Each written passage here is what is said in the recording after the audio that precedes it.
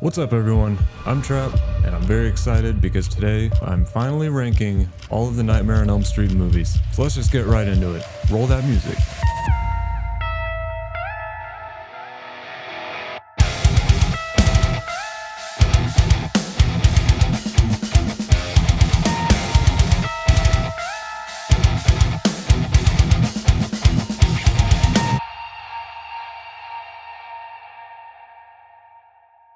Before we kick things off, I just want to say, like everyone does, these are my opinions. They don't have to match up to yours, and they probably shouldn't. It'd probably be a pretty boring video if my thoughts were exactly like yours. So I'm up for some friendly debate if you want down in the comments, but I'd much prefer to see your ranking of these movies. So please drop those down in the comments, I'd love to see them. I didn't start making these videos randomly, I thoroughly enjoy watching them and hearing other people's opinions as well. Sometimes they could change my mind on movies too, so definitely drop your thoughts down in the comments below. As we go through each movie, I'll drop a card up here if you want to check out my full review on it after this. And if you have seen those, my ratings and my ranking don't exactly line up perfectly. I'm basing this ranking off of my enjoyment of watching these movies, not if I think one is a better made movie than the other. What movies do I actually enjoy watching the most? Alright, with all that said, let's get this thing started.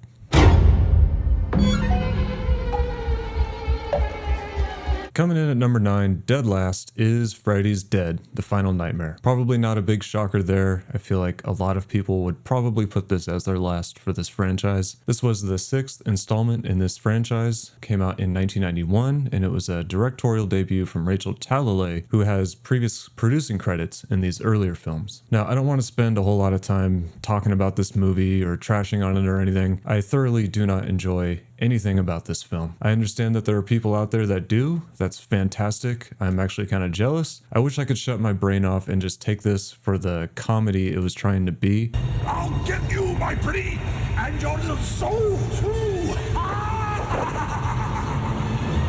But my previous love of this character in this franchise, I just can't get into it. So instead of trying to list off things, why it's in my last place specifically, it's just literally everything in this film. Get out of here now! I can't get on board with it. So unfortunately, that's why it comes in last place at number 9 in my ranking.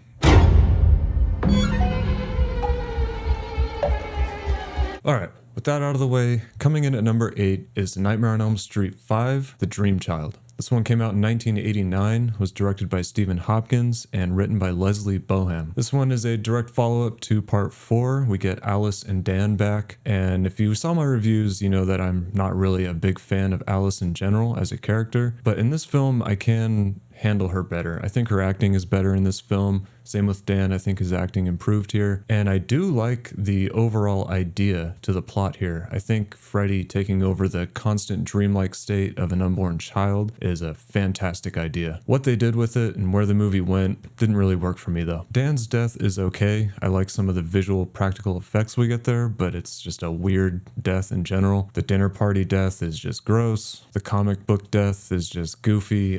This one's not for me. As much as I like how they kind of went a bit more gothic with some of the visuals in the dream world scenarios here, I don't think it really fits that well, but it is visually cool nonetheless. But I don't really care for the characters. I don't care for where the story goes. If you've seen most of my other videos, you know I'm not a fan of child actors in general, and I really don't care for Jacob's performance here either.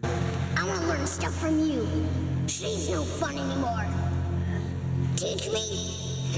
I think the whole ending to this movie is just cringeworthy. Freddy's makeup even took a huge downhill slide here for me as well. So similar to Freddy's Dead, but nowhere near as bad. This movie just doesn't deliver anything to me that I enjoy, necessarily. If you want to hear more in-depth thoughts on it, you can check out my review, but I don't really have much more to say about it. Number 8.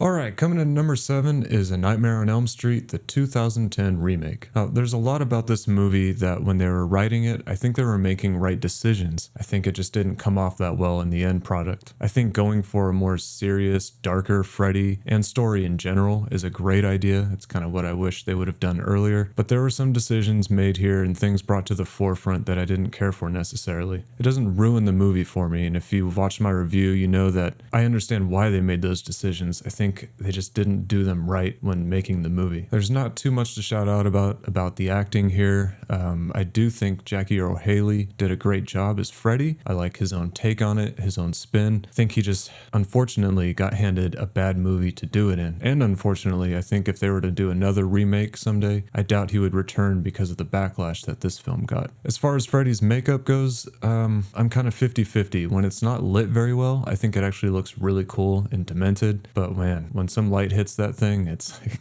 borderline goofy. So I don't hate this movie, and I don't necessarily hate watching it. I can kind of take it as its own reimagining.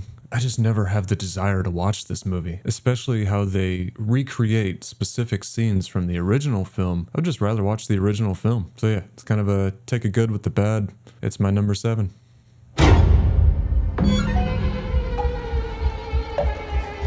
So I kind of went back and forth a lot between my number 7 and my number 6, and it came down to which one I just enjoy watching more. So number 6, I have A Nightmare on Elm Street Part 4, The Dream Master. There is a lot about this movie that I do not like, but I have more fun watching it than I do with the remake. That's for sure. This one is at least creative and tries some new things. Unfortunately, in my opinion, it performs what is the worst thing you can do in a sequel, and that is completely destroy everything that was built up in the previous movie. And on top of that, replace it with characters that are just bad. It's kind of an insult. After loving a movie so much and seeing it completely trashed in the beginning of the next one, it just sets up my entire mood as soon as I start this movie in irritation. But once I get past that, there are some cool moments in this film for sure. We get some straight up body horror with Debbie's transformation into a cockroach, and yet we also get one of the dumbest kills in this entire franchise with Rick's death in the whole invisible kung fu fight. It's the ending of the movie feels really rushed to me, but they do try an attempt at a time loop thing in there, and it is cool. It's a little off-putting and jarring when it happens. I literally thought I was watching an editing mistake when I first saw this movie, but nonetheless, it's cool. I am not the biggest fan of Alice as a character, so her just gaining all of Kristen's abilities, it just felt like a very bad Passover cop-out. Speaking of Kristen, she was recast in this film, and I don't have any issues with that. I get that that happens. I don't even dislike Tuesday Night and her portrayal of Kristen. It's just so wildly different than the Kristen Parker we knew from part 3. And I get she's probably trying to be acting as if she's hardened from the events of part 3, but it's almost confusing. It doesn't feel like Kristen at all, and I was honestly lost a bit the first time I saw this film. This is also where Freddy really takes the nosedive down into one-liner, trying to be funny territory, and that will never work for me. I get why they felt the need to do it. I mean, it blew him up. The success from this movie alone can tell you that, but not the way I like my horror. So anyways, don't hate it, don't love it. It's my number 6.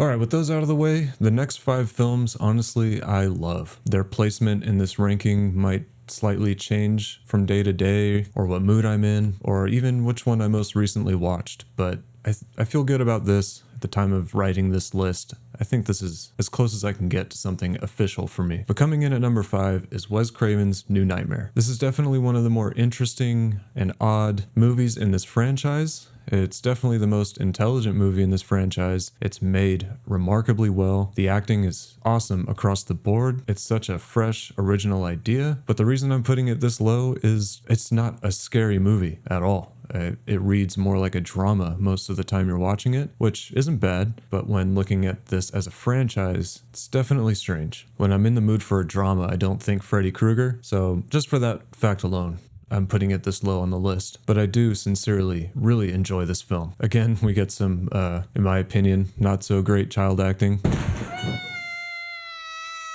but nowhere near as bad as Jacob in part 5. It's just one of my things that I will always say that because it's always a thing for me. Child actors just 99% of the time take me out of the moment when I'm watching a movie. So there's really not many kills in this movie. I think besides a dream sequence, there's only 2, if I'm remembering correctly. But there are some really strong visuals in this film. The death of the babysitter in the hospital is kind of an homage to Tina's death in the original, but I feel like that scene is visually amazing. I might prefer it over Tina's scene. I don't know. That's a tough one. Visually, I'm talking about here. And the image of Freddy dragging the kid down underneath the casket in the funeral scene is just something that's always been burned into my memory. Freddy's makeup redesign here, I don't think is terrible. I know a lot of people don't like it. Some do. I don't hate it, but it's definitely one of my favorites when you're considering his makeup in the last few of those original films. There's certain angles where the jawline looks a bit weird, but overall, I really enjoy it. Those leather pants, though. Yeah. So I don't rewatch this movie a lot, and I think part of that is because I don't want it to get old to me, but I'm also just not really in the mood to watch this one all the time. When I think Freddy Krueger, it's not the first one I go for, but whenever I do watch it, I thoroughly enjoy it, so it almost pains me a bit to put it this low, but it's my number 5.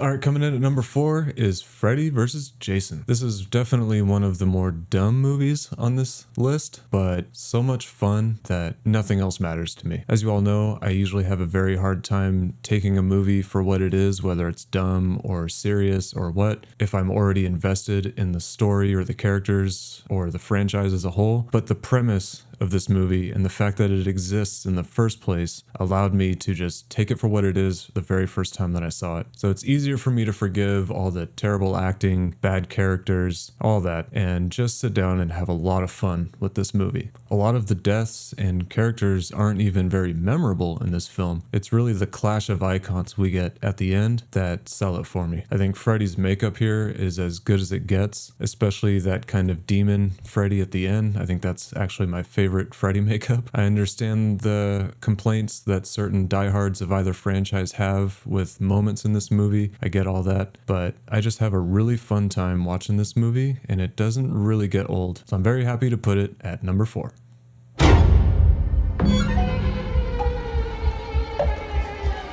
All right, top 3. Coming in at number 3 for me is A Nightmare on Elm Street Part 2, Freddy's Revenge. I understand why a lot of people don't like this movie and disregard it as it betrays the rules and lore set up in the first movie. I get all that. It kind of bothers me a bit too. I get why a lot of people love it and consider it a cult classic now due to some of the undertones and themes brought up in this film. All that aside, I just really enjoy watching this movie. It's got the perfect amount of cheese, perfect amount of seriousness and gore. Yeah, it's always been one of my favorites. Even when I was too young to even notice any of the homosexual or bisexual undertones that they originally denied were in this film. And it's unfortunate what happened with Mark Patton's career due to what happened as a result of this film, but I'm so glad that he made it. I think it's a strong follow-up to the first one, as weird and odd as it is. After finishing the first one, which I love, I am nothing but excited to put this one on second. And I think, honestly, that's saying enough. I have a blast with this movie. Number 3.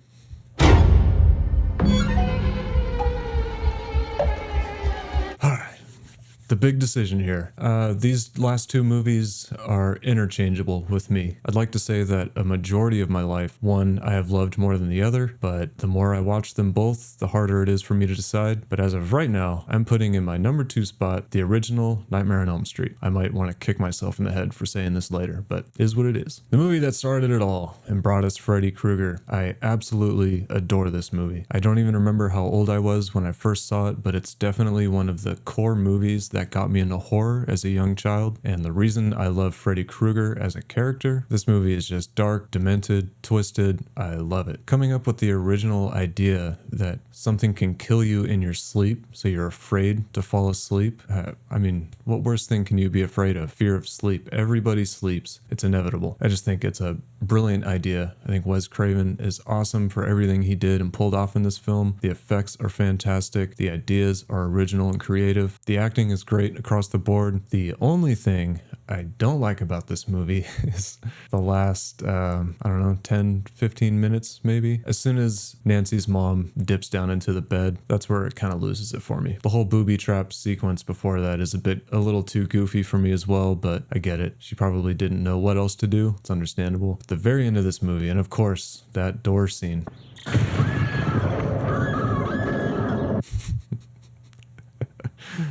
It's just laughably bad, but doesn't take away from how much I love the entire rest of this movie. If I were to make a top 10 favorite horror movies of all time kind of list, it'd be really hard for me not to put this one on there. So it'll always be one of my favorites. It'll always be one of the core, most important movies in horror for me, but it fell in the number 2 on my list today.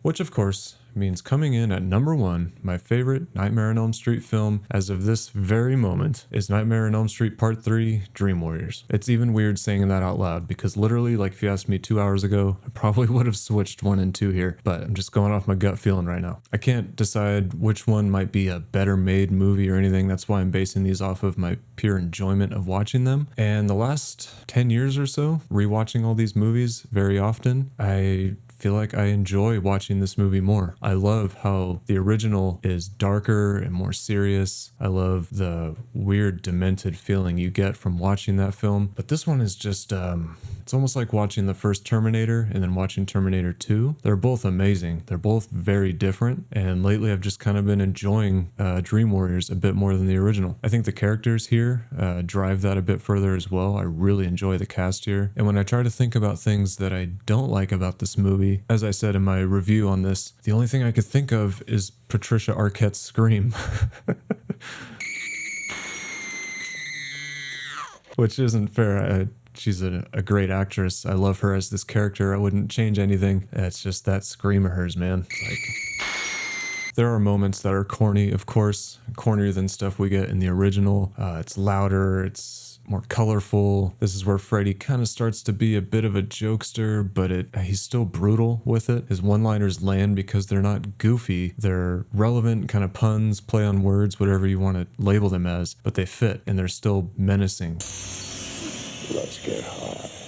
Freddy is still a force not to be reckoned with here. Everything after this is, up and down, different, but I thoroughly enjoy every moment of this movie from beginning to end. I love that we get a return of Heather Langenkamp and John Saxon here. I think Kincaid is he's gotta be my favorite character in this entire franchise, which might even sound weird if you've listened to other videos of mine too, because he is kind of goofy. But as I said in my review, when you first get introduced to Kincaid in this film, he's laying there, he's quiet, he looks pissed off. You don't think he's going to be the person he ends up being, and he ends up being the most 100% dedicated hero in this film. And it's time to stop guessing and start messing. Yo, Freddy! Where you hiding at, you burnt face? I love him. He's awesome. I think a lot of the deaths here and visual practical effects we get are some of the best out there. Yeah, it's very, even trying right now, it's very difficult to think of things I dislike about this film. Whereas with the original, there's that entire last 10 or so minutes that I can honestly just kind of turn the movie off at that point and be fine with it. I don't get that with this one. And the more I watch this movie, the more I love and respect it, and the more it kind of inches up. So maybe this is me future-proofing myself, or maybe I'm gonna kick myself in the head later over it. But that's why I decided to put at my number 1 spot, favorite Nightmare on Elm Street film, Part 3, The Dream Warriors. Alright, that is my ranking. I'm very glad to be done with this and to move on to something else, but I'm very glad that I did this first. As I said earlier, I hope my list is different than yours, and I would love to see yours down in the comments below. I'd love to talk about this and get some outside opinions. If you have any ideas for what I should do next, as far as a franchise run goes, let me know down in the comments as well. I have one in mind, but I'm open to suggestions. But I hope you enjoyed watching this as much as I enjoyed making these videos, and this one especially. And I'll see you guys next time.